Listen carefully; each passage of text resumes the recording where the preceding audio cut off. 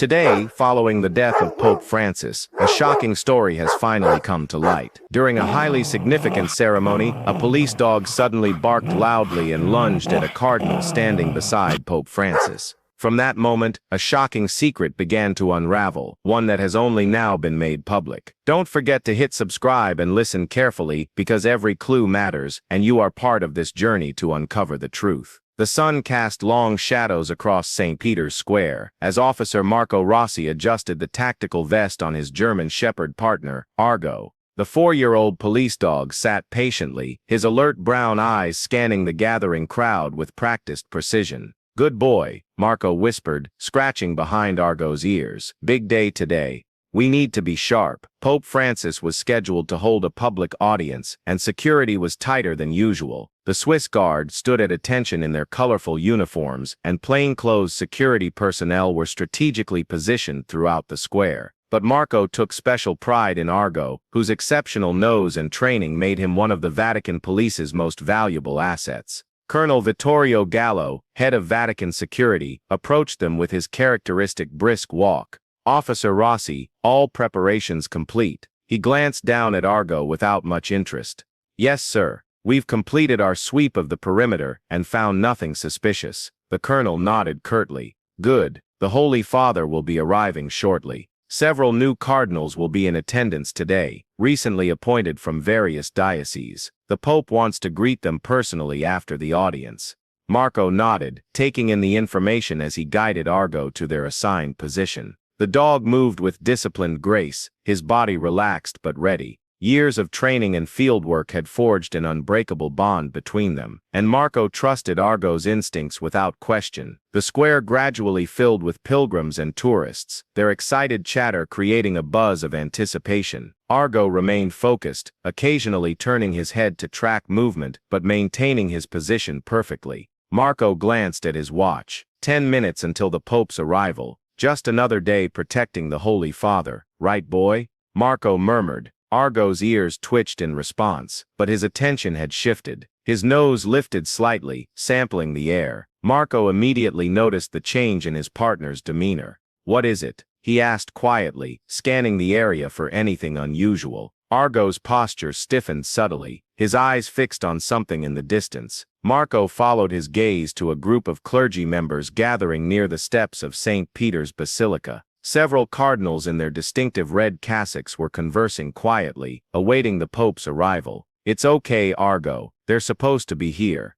Marco reassured him. But Argo wasn't convinced. A low rumble began in his chest, almost imperceptible at first. Marco felt a prickle of concern. In 5 years of service, Argo had never reacted to clergy members before. Just then, the crowd erupted in applause as Pope Francis appeared, waving and smiling warmly at the gathered faithful. The Pope moved slowly through the square in his open-topped Pope-mobile, stopping occasionally to bless children lifted toward him by their parents. Marco kept one eye on the Pope and one on Argo, whose attention remained fixed on the group of cardinals. As the Pope-mobile approached the basilica steps, the cardinals moved forward to greet the Holy Father. That's when everything changed. Argo's rumbling deepened into a growl, his body tensing like a coiled spring. Before Marco could tighten his grip on the leash, Argo let out a ferocious bark that echoed across the square. "Argo, quiet," Marco commanded, but it was too late. The dog lunged forward with such force that Marco nearly lost his balance. Heads turned, and the security detail immediately went on high alert. The Pope's vehicle stopped abruptly as Swiss guards moved to surround it. Argo continued barking furiously, straining against his leash, his focus locked on one particular cardinal, a tall, thin man with silver hair, who stood slightly apart from the others. The cardinal turned, his face registering shock at the sight of the barking police dog. He took a step back, clutching his pectoral cross. "Control your animal," Colonel Gallo shouted, rushing toward Marco with fury in his eyes. "What in God's name is happening?" "I don't know, sir." Marco struggled to hold Argo back. He's never done this before. The Pope's security detail was now in full crisis mode. The Holy Father was quickly ushered back into his vehicle, while additional guards surrounded the cardinals. "Get that dog out of here now," Colonel Gallo ordered. his face red with anger and embarrassment. Marco pulled Argo away, but the dog continued to bark relentlessly at the silver-haired cardinal, who now watched them with an odd, calculated expression that struck Marco as strangely out of place amidst the chaos. "I'm sorry, sir," Marco said as he led Argo away from the square, feeling the weight of hundreds of disapproving eyes on his back. "There will be consequences for this," he whispered to himself, wondering what had gotten into his otherwise perfectly trained partner. What he didn't know then was that Argo had just begun unraveling a deadly conspiracy that would put all of their lives in danger. Suspended? For how long? Marco stood rigidly in Colonel Gallo's office, hands clasped behind his back, trying to maintain his composure. "Indefinitely," Colonel Gallo replied, not bothering to look up from the report he was signing, "until we complete an investigation into this incident. The dog will be evaluated by our training experts. Sir, with all due respect, Argo has a perfect service record. He's never had a false positive or acted out of line. Until today, when he lunged at a prince of the church in front of thousands of witnesses and the Holy Father himself." Gallo slammed his palm on the desk. "Do you understand the diplomatic nightmare this has created? Cardinal Fisher was personally appointed by Pope Francis last month. He came all the way from Vienna for this audience." Marco swallowed hard. "Something triggered Argo's response, sir. He's trained to react to threats. Are you suggesting that Cardinal Fisher is a threat to the Pope?" Gallo's voice was dangerously quiet. "No, sir. I'm only saying that Argo detected something that concerned him." Colonel Gallo sighed heavily. "Officer Rossi, I respect your dedication to your partner, but dogs make mistakes. Perhaps he was overwhelmed by the crowd, or maybe he's developing behavioral issues. Whatever the case, I cannot allow him back on duty until we understand what happened. What will happen to him during the investigation? He'll be kennelled at the training facility. The handlers there will assess his behavior." Marco felt a knot form in his stomach. Argo had never spent a night away from him since they'd been partnered. "Sir, please, let me keep him at home. I'll take full responsibility." "That's enough, officer." Gallo stood up. "Your dog created a security incident during a papal audience. This isn't just about you or your attachment to the animal. This is about the reputation of the Vatican police and the safety of the Holy Father. Your suspension begins immediately. You will surrender Argo to handler Bianchi this afternoon." Marco stared at his superior, wanting to protest further, but knowing it would be futile. "Yes, sir," he said finally, his voice tight. As he left the office, Marco's mind raced. Something wasn't right. Argo had never reacted that way without cause. In their years together, the dog's instincts had proven unerring. If Argo sensed a threat from Cardinal Fisher, Marco couldn't simply dismiss it, regardless of what Colonel Gallo believed. Outside the security headquarters, Marco found his colleague and friend, Officer Sophia Ricci, waiting for him. "I heard what happened," she said, falling into step beside him. "It's ridiculous. Argo is the best dog in the unit. They're taking him away this afternoon," Marco replied, his voice hollow. Sophia stopped walking. "They can't do that. He's your partner." "Apparently they can." Marco ran a hand through his dark hair. "Sophia, something's not right. Argo was fixated on that Cardinal Fisher. He wasn't just barking, he was trying to alert me to something specific." Sophia glanced around to make sure no one was within earshot. "What are you thinking?" "I'm not sure yet, but I need to learn more about this Cardinal Fisher before they take Argo away." "Marco, be careful. If Gallo catches you investigating a cardinal, I know, but I trust Argo's instincts more than I fear Gallo's reprimands." Marco checked his watch. "I have 3 hours before I need to surrender Argo. Can you help me?" Sophia hesitated only briefly. "Of course, what do you need?" "Access to the security footage from the square, and anything you can find on Cardinal Fisher. I'll see what I can do. Meet me at the coffee shop across from St. Anne's Gate in an hour." Marco nodded gratefully and headed to the kennels where Argo was being temporarily held. He found his partner pacing restlessly in the small enclosure, ears perking up immediately at the sight of his handler. "Hey boy," Marco said softly, kneeling down as Argo rushed to the gate.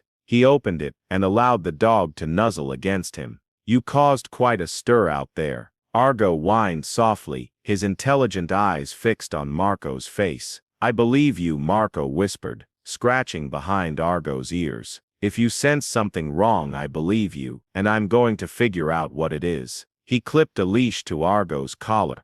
They had a few hours left together, and Marco intended to use them well. As they walked through the Vatican grounds, Marco's mind kept returning to the strange, calculating look in Cardinal Fisher's eyes as Argo barked at him. It wasn't the expression of someone confused or frightened by a dog's unexpected aggression. It was the look of someone assessing a threat. At precisely 1 hour later, Marco sat with Argo at an outdoor table of the coffee shop, watching as Sophia approached with a tablet tucked under her arm. "What did you find?" he asked, as she sat down. Sophia glanced at Argo, who was lying calmly at Marco's feet, then slid the tablet across the table. "Not much about Fisher himself. He was appointed cardinal just last month, as Gallo said. Before that he was an auxiliary bishop in Vienna. Nothing remarkable in his biography."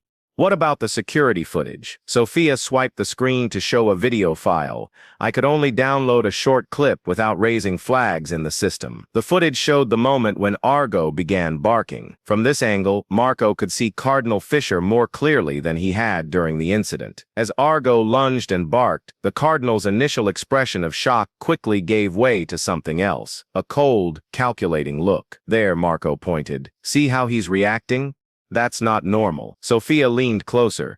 "He does seem unusually composed for someone being barked at by a police dog. And look at his hand." Marco tapped the screen. "He reaches inside his cassock just for a moment. Could be reaching for a cross or a rosary out of nervousness." Sophia suggested. "Maybe." Marco wasn't convinced. "Can you zoom in on his face?" Sophia enlarged the image, focusing on the cardinal's features. "What are we looking for?" Marco studied the grainy image. Something about the cardinal's face seemed off, but he couldn't pinpoint what it was. "I'm not sure." Argo suddenly lifted his head, alert, and let out a soft whine. "What is it, boy?" Marco asked, following the dog's gaze. Across the street, a black sedan with tinted windows was parked, its engine running. As Marco watched, the car pulled away from the curb and disappeared around a corner. "Probably nothing," Sophia said, but her tone suggested otherwise. Marco checked his watch. "I need to surrender Argo in an hour. There's not much more we can do right now."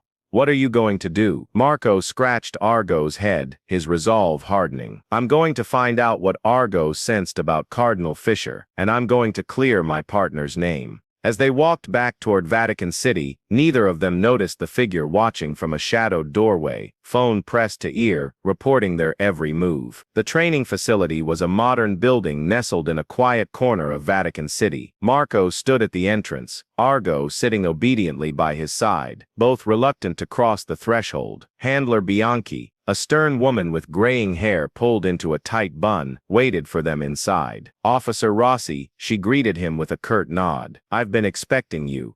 Marco knelt beside Argo, pressing his forehead briefly against the dog's. "Be good, boy," he whispered. "I'll get you out of here soon." Argo whined softly, sensing the separation to come. When Marco stood and handed over the leash, the dog looked up at him with confusion in his eyes. "We'll take good care of him," Handler Bianchi said, her voice softening slightly at the obvious bond between the pair. "Our evaluation will be thorough but fair." "Thank you," Marco replied, his throat tight. "He's a good dog, the best."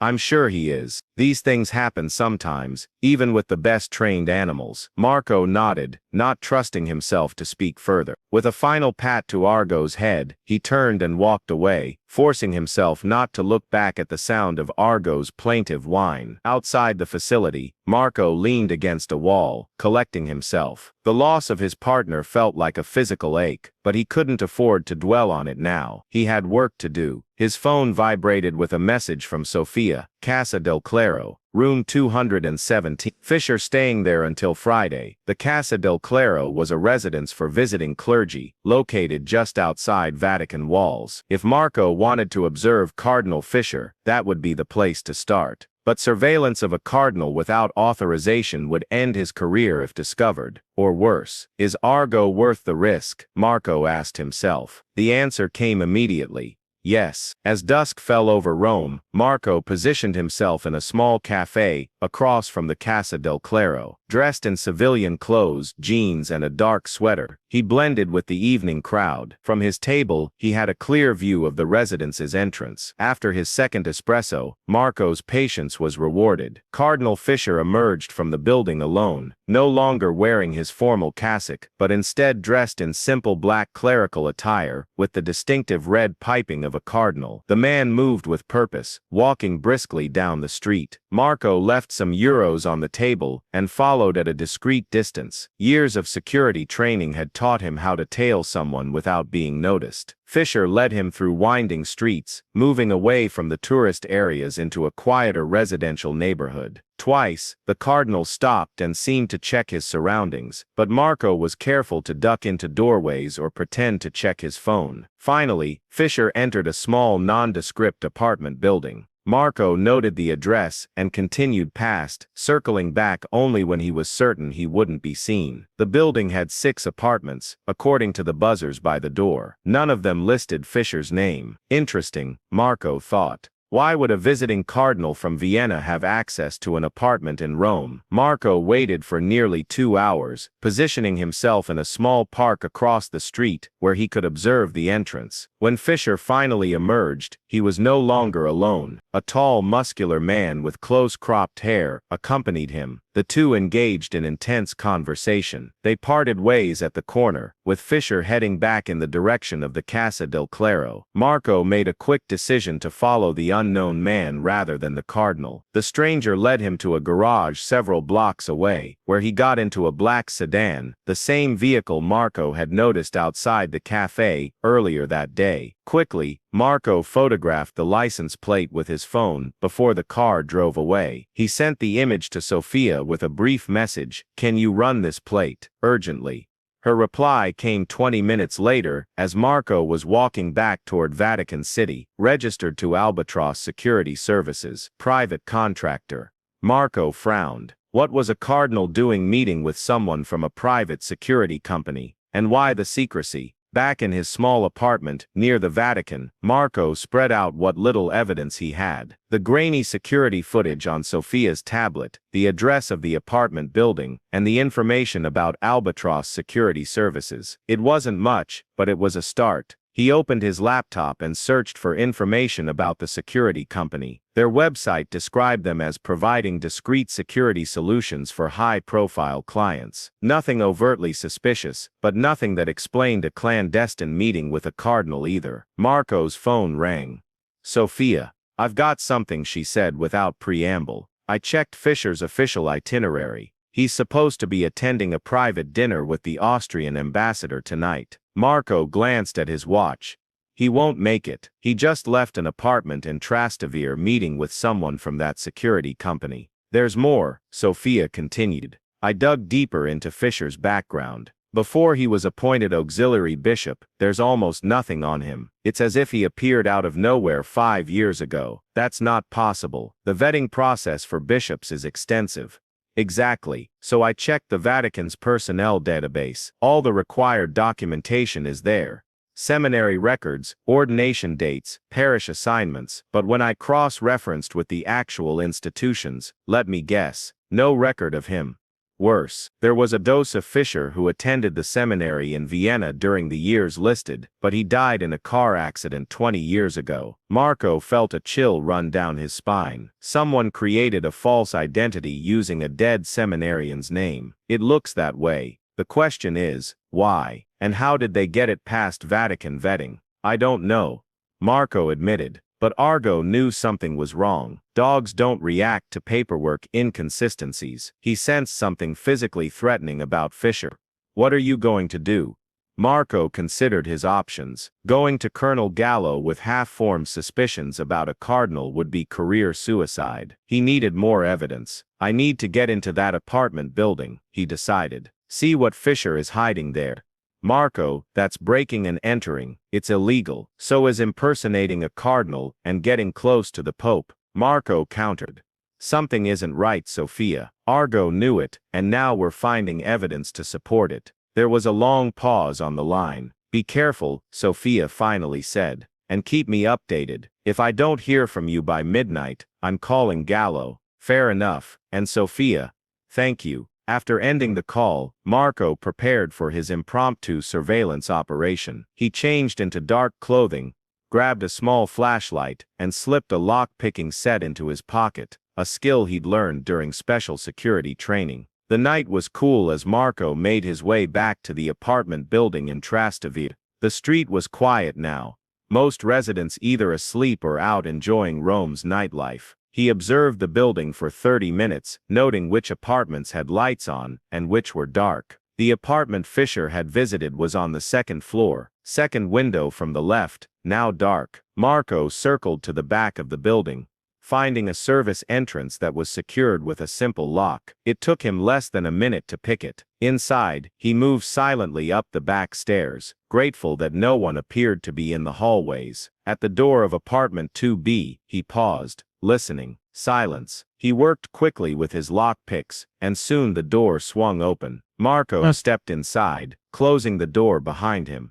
The apartment was sparsely furnished, a couch, a table with 2 chairs, and not much else. It had the impersonal feel of a safe house rather than a home. He moved methodically through the rooms, searching for anything that might explain the connection between Fisher and Albatross security. In the bedroom, a laptop sat closed on a small desk. Marco opened it, finding it password protected as expected. In the desk drawer, however, he found something more promising, a folder containing photographs. Flipping through them, Marco's breath caught. They were surveillance photos of the Vatican, specifically of Pope Francis's private quarters and the routes he typically took through the gardens. What the hell? Marco whispered to himself. A final photo made his blood run cold. A close-up shot of Pope Francis, clearly taken with a long-range lens, with crosshairs superimposed over his face. Marco quickly photographed the contents of the folder with his phone. As he was replacing it in the drawer, he heard a key in the front door. Heart pounding, Marco looked for an escape route. The bedroom window led to a fire escape, but there wasn't time to open it without being heard. Instead, he slipped into a small closet, pulling the door nearly closed just as someone entered the apartment. 2 men, speaking in hushed tones. One voice Marco recognized as belonging to the man who had met with Fisher. The other was unfamiliar. The schedule has been moved up, the unfamiliar voice said. Fisher says security will be tighter after that incident with the dog. Is he sure he wasn't compromised? The first man asked. The dog handler has been suspended. The dog is being evaluated. No one believes them. And the mask, is it holding up? So far. But it won't withstand close scrutiny for much longer. We need to complete the operation within the next 48 hours. Mask? Marco's mind raced. What were they talking about? What about the others? Are they in position? All 3 are in place. Fisher will give the signal when the time comes. The conversation continued, but the men moved to another room, their voices becoming indistinct. Marco remained frozen in the closet, processing what he'd heard. Mask, operation. 3 others in place. It sounded like an assassination plot, with Cardinal Fisher somehow at the center of it. After what felt like an eternity, Marco heard the front door open and close again. He waited 5 more minutes before cautiously emerging from the closet. The apartment was empty once more. Moving quickly now, Marco exited through the window and down the fire escape, his mind racing with the implications of what he'd discovered. He needed to warn someone, but who would believe him without proof? A suspended police officer accusing a cardinal of plotting an assassination would sound delusional. He needed Argo, and he needed more evidence. With grim determination, Marco set off toward the Vatican, formulating a dangerous plan as he walked. The security surrounding the training facility was minimal. It was, after all, inside Vatican City, which had its own perimeter security. Marco knew the night routines, the rotation of guards, and most importantly, which doors had electronic locks with codes that hadn't been changed in months. It was just past 1 a.m. when he approached the rear entrance of the facility, heart pounding but movements steady. He punched in the code, 9271, and breathed a sigh of relief when the lock disengaged with a soft click. Inside, the corridor was dimly lit and quiet. Marco moved silently toward the kennel area, where he knew Argo would be kept. As he rounded a corner, he nearly collided with a night attendant. Officer Rossi, the young man seemed confused. "What are you doing here so late?" Marco thought quickly. "Special evaluation for Argo. Colonel Gallo's orders." He maintained eye contact, projecting confidence. "It needs to be done when the facility is quiet." The attendant frowned. "I didn't receive any notification. It was decided this evening after the incident." "Is there a problem?" Marco deliberately used his authoritative tone, the one that rarely faced resistance. "No, sir. Do you need assistance?" "That won't be necessary. I know where he is." The attendant nodded, still looking uncertain but unwilling to challenge a senior officer. "Very well. I'll be in the office if you need anything." Marco continued to the kennels, finding Argo in the third enclosure. The German shepherd leapt up at the sight of him, tail wagging furiously but remaining silent, a testament to his training. "Hey boy," Marco whispered, quickly opening the gate. "We've got work to do." Argo pressed against his leg, radiating happiness at the reunion. Marco clipped a leash to his collar and led him quietly toward the exit, avoiding the office where the night attendant had retreated. Once outside, Marco knelt beside his partner. "I need your nose, Argo. We're going to find out what you detected yesterday." They made their way to Marco's small car, parked several blocks from the Vatican walls. The drive to the Casa del Clero took less than 10 minutes at this hour. Marco parked on a side street and approached the clergy residence with Argo at his heel. A side entrance used by maintenance staff had a simple lock which Marco picked quickly. "Find Fisher," he whispered to Argo, holding out the tablet with the security footage, paused on a close-up of the cardinal's face. Argo sniffed the screen, then looked up at Marco, awaiting further instruction. "Search," Marco commanded softly. The dog moved forward, nose to the ground, navigating the dimly lit corridors of the sleeping residence. They climbed to the second floor, where Argo paused outside. "Room 217, raising his head to look back at Marco. "Good boy," Marco whispered, producing his lock-picking tools once more. The cardinal's room was dark and still. Marco shone his small flashlight around the space, revealing a meticulously organized desk, a neatly made bed, and a small suitcase in the corner. "Search," Marco commanded again, and Argo began systematically exploring the room. The dog moved directly to the suitcase, showing immediate interest. When Marco opened it, he found clothing, toiletries, and a small wooden box nested among the cardinal's belongings. Inside the box, nestled in velvet, was what appeared to be a thin, flesh-colored film with distinct features molded into it, a human face mask of extraordinarily high quality. "My God," Marco breathed,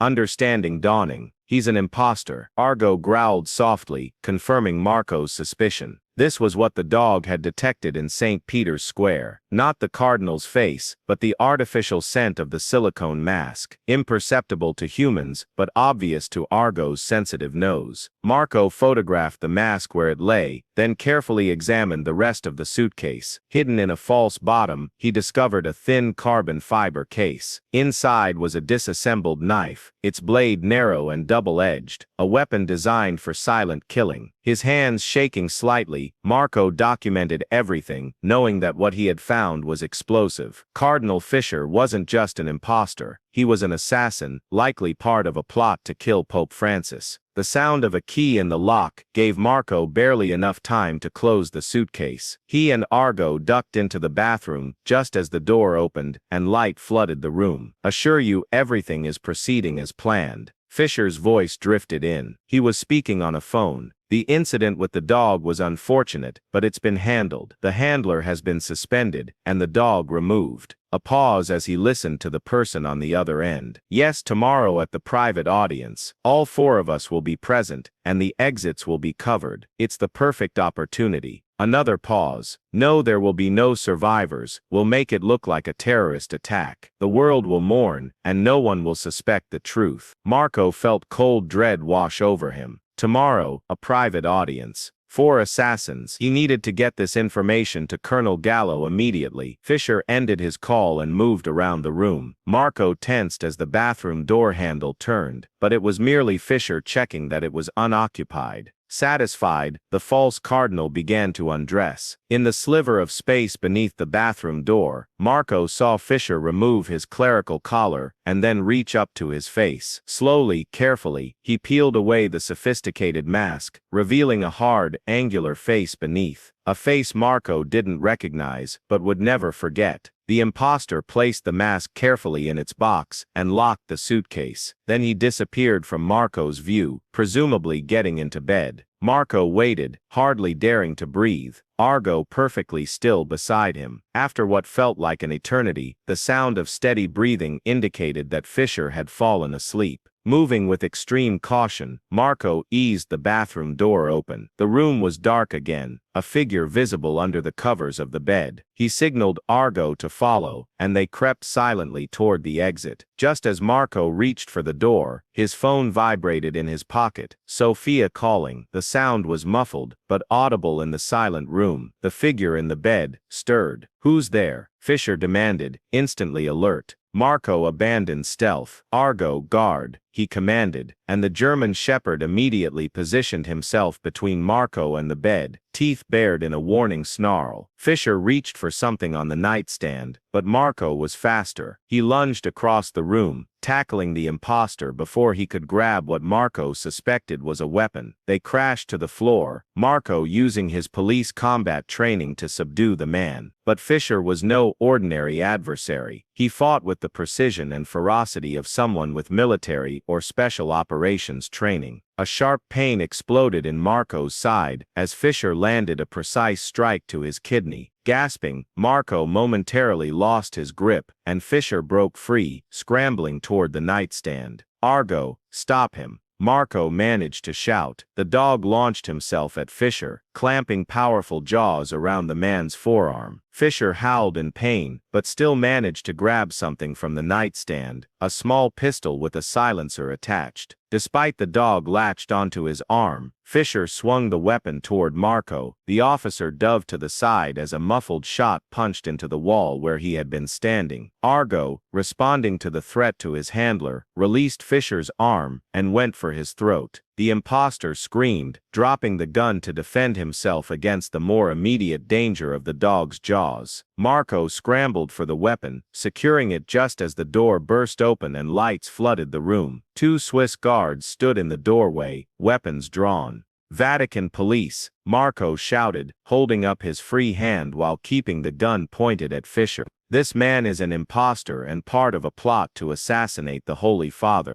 The guards hesitated, taking in the chaotic scene. A man they recognized as Cardinal Fisher bleeding on the floor, a police dog standing guard over him, and Officer Rossi, who they knew had been suspended, holding a gun. "He's wearing a mask," Marco explained rapidly. "He's not Cardinal Fisher. Check his suitcase. There's a weapon, and the real mask he uses." One guard kept his weapon trained on the scene, while the other cautiously approached the suitcase. Following Marco's directions, he discovered the hidden compartment and the knife. "Call Colonel Gallo," Marco instructed. "Tell him we have an emergency situation involving a threat to the Holy Father, and secure this man. He's dangerous." As the guards took control of the situation, Marco knelt beside Argo, checking the dog for injuries and finding none. "Good boy," he whispered, relief washing over him. "The best boy." Argo licked his face once, then resumed his vigilant stance, watching the subdued imposter with unwavering attention. Within 20 minutes, the room was swarming with Vatican security personnel, and Colonel Gallo arrived, his face a mask of confusion and anger that transformed to shock as he was briefed on the situation. "Rossi," he approached Marco, who was having his kidney examined by a medic. "You have a lot of explaining to do." Marco met his superior's gaze steadily. "Yes, sir, and it starts with an apology to Argo." Dawn broke over Vatican City as Marco sat in Colonel Gallo's office, Argo lying at his feet. The events of the night had set in motion a security operation of unprecedented scale. "Let me make sure I understand," Colonel Gallo said, rubbing his temples. "Based on your dog's reaction, you conducted an unauthorized investigation that led you to break into multiple premises, including our own training facility, ultimately uncovering a plot to assassinate the Holy Father." "That's correct, sir," Marco replied, too exhausted to be intimidated. Gallo sighed heavily. "In any other circumstance, you would be facing criminal charges, Officer Rossi.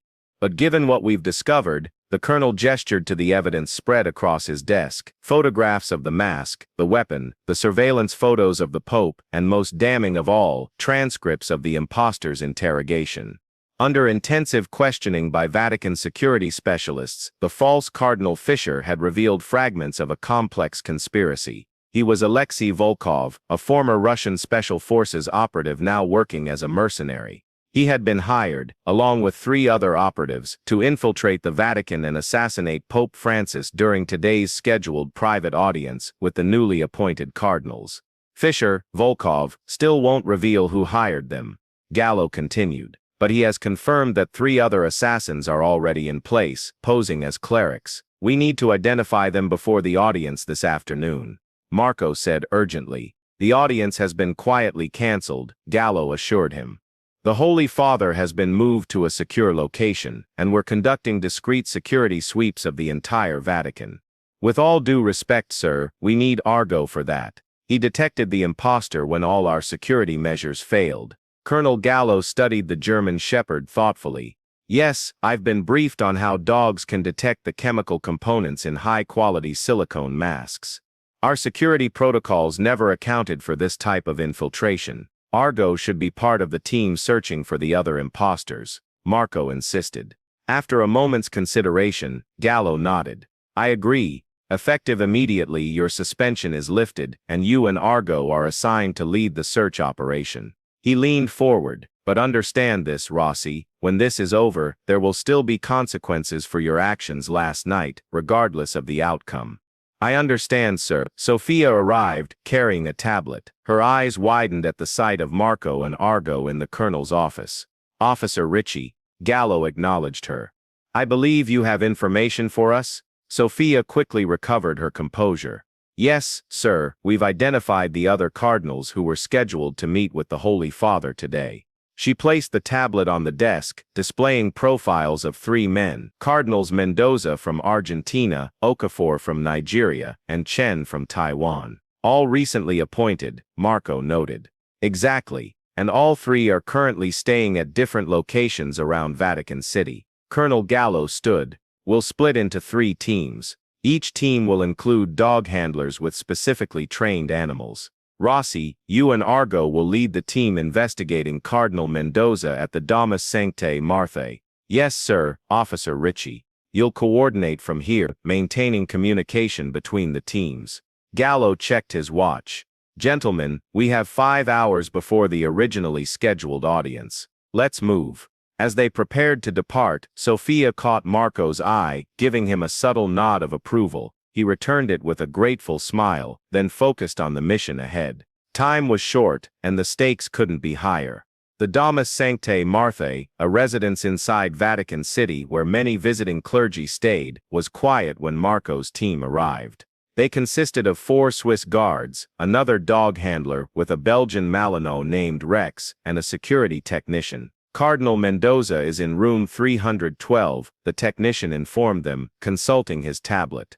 According to his schedule, he should be there now, preparing for the audience. Marco knelt beside Argo. "We're looking for the same scent as before," he said quietly, holding up a sample of the mask material seized from Volkov's room. "Find it." Argo sniffed the sample, then looked at Marco attentively, ready for the command. The team moved efficiently through the building, the dogs leading the way. As they approached room 312, both animals became alert, tails stiffening.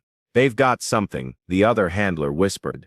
Marco nodded and signaled to the Swiss guards to take position. One guard knocked on the door. "Cardinal Mendoza, security check please." No response. The guard knocked again, louder. Cardinal Mendoza, please open the door. This is Vatican security. After another moment of silence, Marco gave the signal. The guards used a master key to unlock the door and entered with weapons drawn, the dogs following closely. The suite was empty, but showed signs of recent occupation, a half-drunk cup of coffee on the table, a breviary open on the desk. Search, Marco commanded, and Argo moved systematically through the rooms, nose working constantly. In the bedroom, the dog alerted to a closet. Marco approached cautiously, signaling the guards to cover him. He pulled open the door to reveal formal cardinal's robes hanging neatly inside. Argo nosed deeper into the closet, pawing at the back panel. Marco pushed aside the garments and discovered that the panel was loose. Removing it revealed a small hidden space behind, and inside, bound and gagged, was an elderly man in clerical attire. "Cardinal Mendoza," Marco exclaimed, quickly moving to free him. The real cardinal was weak but conscious, his eyes widening with relief as the gag was removed. "Gracias a Dios," he gasped in Spanish.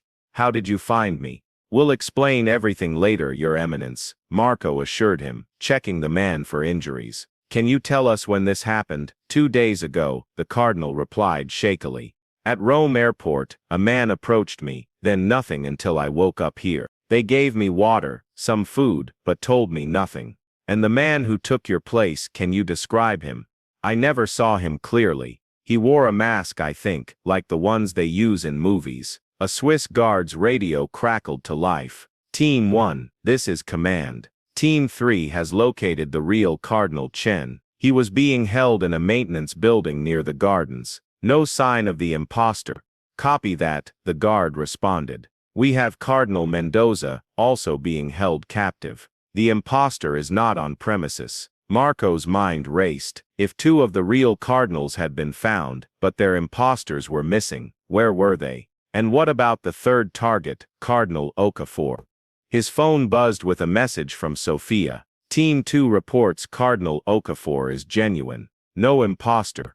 But he received an updated schedule, moving the audience to St. Martha's Chapel in 30 minutes. Security not notified of change. Marco's blood ran cold. "It's a trap," he told the team.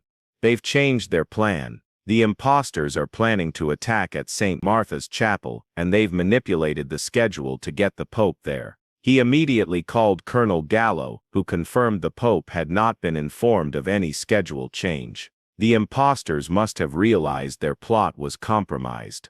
Gallo concluded. "They're attempting a direct assault rather than the infiltration they originally planned. We need to secure St. Martha's Chapel immediately," Marco urged. "Teams are already en route." Gallo assured him. "Get there as quickly as you can. Bring the dogs. If these assassins are still using disguises, we'll need their noses." Marco and his team raced across Vatican City toward St. Martha's Chapel, a small, elegant building near the Pope's residence. As they approached, Marco spotted 2 figures in cardinals' robes entering through a side door. "There," he pointed. 2 subjects entering the chapel. The team took up positions surrounding the building while Marco contacted the other teams for coordination. Within minutes, they had the chapel surrounded. Inside, according to the security cameras hastily accessed by Sofia, 4 individuals were visible. The 2 false cardinals who had just entered, another man wearing what appeared to be the robes of a Vatican official, and an elderly priest who was being held at knife point. "They're holding Father Benedetti hostage," the security technician reported, recognizing the priest. "He's the chapel sacristan." Marco assessed the situation quickly. "They're waiting for the Pope to arrive. We need to neutralize them before they realize he's not coming." Colonel Gallo, who had arrived at the scene, agreed. "We'll create a distraction at the main entrance. Rossi, you take Argo and 2 guards through the sacristy door. The rest of us will come in from the front and side simultaneously." The plan was set in motion with practiced efficiency. As the main group created a commotion at the front entrance, Marco led Argo and 2 Swiss guards silently through the sacristy. They entered the chapel just as the false cardinals were reacting to the disturbance at the main door, drawing weapons from beneath their robes. "Vatican police," "Drop your weapons," Marco shouted, his service pistol aimed at the nearest imposter. Instead of surrendering, the man spun toward them, firing rapidly. Marco and the guards took cover behind heavy wooden pews as bullets splintered the ancient wood around them. "Argo, disable," Marco commanded. The German shepherd launched into action, racing low along the floor and leaping at the shooter without hesitation. Powerful jaws clamped around the man's gun arm, bringing him down with a scream of pain. Simultaneously, the Swiss guards at the main entrance stormed in, engaging the second false cardinal in a brief but intense firefight that ended with the impostor wounded but alive. The third conspirator, dressed as a Vatican official, tried to use Father Benedetti as a human shield, a knife pressed to the elderly priest's throat. "Stay back or he dies," the man shouted, his accent distinctly Eastern European. Marco held up his hand, signaling the guards to hold their positions. "It's over," he said calmly. "Your companions are captured. The Pope is secure. There's no way out of here except through us." The man's eyes darted around desperately, seeking an escape route and finding none. "If I die, so does the priest," he threatened. "And then what?" Marco took a small step forward. "You'll still be trapped. You'll still be caught. The only difference is the charges against you." Father Benedetti, despite his perilous situation, remained remarkably composed. "My son," he addressed his captor quietly, "whatever they're paying you, it's not worth your soul." For a moment, indecision flickered across the assassin's face. Then his expression hardened. "You know nothing about—" His words were cut short as Argo, who had circled behind him while Marco kept him distracted, lunged forward and seized his leg in a viz-like grip. The sudden pain and shock caused the man to loosen his hold on the priest, who pulled away to safety. Within seconds, the Swiss guards had subdued the final conspirator, and the chapel was secure. Marco knelt beside Argo, checking him for injuries, and finding none. "Perfect execution, partner," he murmured, scratching behind the dog's ears. "Just perfect." As the security teams secured the scene and medics attended to Father Benedetti, Colonel Gallo approached Marco. "The Pope has been informed of the situation," he said quietly. "He wishes to personally thank you and Argo once this is fully resolved." Marco nodded, too overwhelmed to speak. The magnitude of what they had prevented was just beginning to sink in. "We still don't know who was behind this," he finally said. "The interrogations will continue," Gallo assured him. "These men are mercenaries. They'll talk eventually, especially now that their mission has failed." Sophia joined them, tablet in hand. "We've identified all 4 imposters through fingerprint matches, all former military or intelligence operatives from Eastern Europe, all with ties to a private military contractor called Helix Group." "Helix Group," Gallo repeated, frowning. "I've heard whispers about them. They're rumored to take contracts from various intelligence agencies, and even some private entities for sensitive operations. But who would want the Pope dead?" Marco wondered aloud. "That," said Colonel Gallo grimly, "is the question we must answer next." 3 days later, Marco and Argo stood at attention in a small private chamber within the Apostolic Palace. Colonel Gallo had informed Marco that morning that Pope Francis had requested a personal audience with them. The door opened, and the Pope entered, accompanied only by a single aide who remained discreetly by the door. Pope Francis, dressed in his simple white cassock, moved forward with a warm smile. "Officer Rossi and Argo," he greeted them, extending his hand to Marco and then, to Marco's surprise, kneeling slightly to pat Argo's head. "I have heard much about your bravery and dedication." "Thank you, Your Holiness," Marco replied, deeply moved by the Pope's gesture toward Argo. "We were just doing our duty." "Ah, but with such faith in your partner," Pope Francis straightened, his eyes twinkling with warmth as he regarded the German shepherd. "When others doubted, you trusted the instincts God gave to this faithful creature." Argo sat perfectly at attention, seeming to understand the solemnity of the moment. "I'm told the investigation continues into who was behind this plot," the Pope continued, his expression growing more serious. "Yes, Holy Father," Marco confirmed. "The mercenaries have revealed they were hired through intermediaries, making it difficult to trace back to the original source. But Colonel Gallo has assured me that the investigation will continue until all responsible parties are identified." Pope Francis nodded thoughtfully. There are always those who fear change or who see the Church's mission of peace and reconciliation as a threat to their power or wealth. This is not the first attempt on a pope's life, nor, I fear, will it be the last. He moved to a small side table and picked up a velvet box. Colonel Gallo has informed me of your suspension prior to this incident and of the unconventional methods you employed to uncover the truth. Marco tensed slightly, unsure what was coming next. Sometimes, the Pope continued with a gentle smile, the rules of men must bend to serve a higher purpose. Your actions, while perhaps not strictly following protocol, were guided by faith, faith in your partner, and faith in the truth. He opened the box, revealing a medal bearing the Vatican coat of arms. This is the Benemerenti medal, given for service to the Church. It is rarely awarded to those outside the clergy or Swiss Guard, but in this case, an exception is clearly warranted. Marco bowed his head as the Pope placed the ribbon around his neck. And for your faithful companion, Pope Francis added, producing a smaller box. Inside was a medallion designed to attach to Argo's collar, bearing the same insignia as Marco's medal, a first in Vatican history, I believe. With Marco's permission, the Pope himself attached the medallion to Argo's collar. The dog remained perfectly still during the procedure, his intelligent eyes fixed on the Holy Father. There is a saying that God works in mysterious ways, Pope Francis said, straightening again. Perhaps one of those mysteries is why he gave dogs such loyalty and such remarkable senses, and why he brought this particular dog to the Vatican on that particular day. Marco was deeply moved by the Pope's words. Argo has always been exceptional, Your Holiness. I just followed his lead. Humility too, an admirable quality. The Pope smiled again. I understand that Colonel Gallo has created a new canine security unit under your leadership.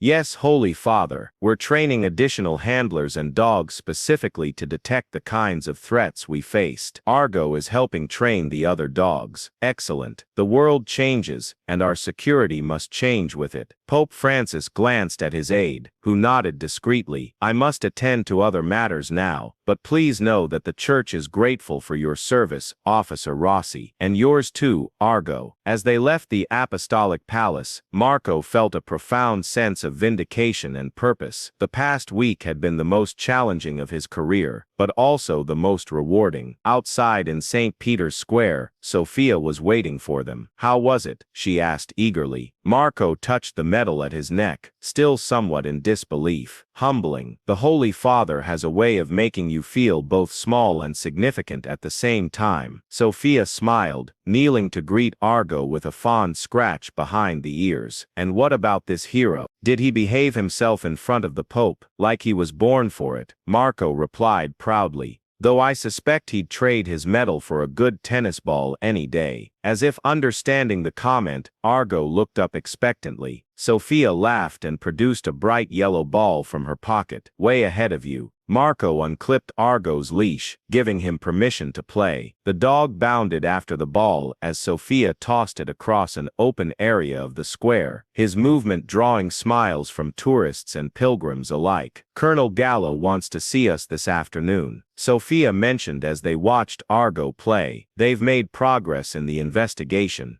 Oh, they've traced payments through several shell companies back to a private foundation with ties to certain business interests that have been vocal critics of the Pope's positions on environmental regulations and economic reforms. Marco nodded thoughtfully. The Holy Father seemed to expect as much. He said there are always those who fear change. Well, they should fear Argo more, Sophia replied with a grin. The word is spreading through diplomatic channels. Several other world leaders have inquired about our new canine security protocols. From suspension to setting international security standards in 1 week, Marco mused. Not bad for a dog who couldn't stop barking at a cardinal. Argo returned with the ball, dropping it at Marco's feet and looking up with unabashed joy, completely unaware of his growing fame. To him, the medal on his collar was meaningless compared to the simple pleasure of a game with his partner. Marco picked up the ball and tossed it again, watching his faithful companion race across the square.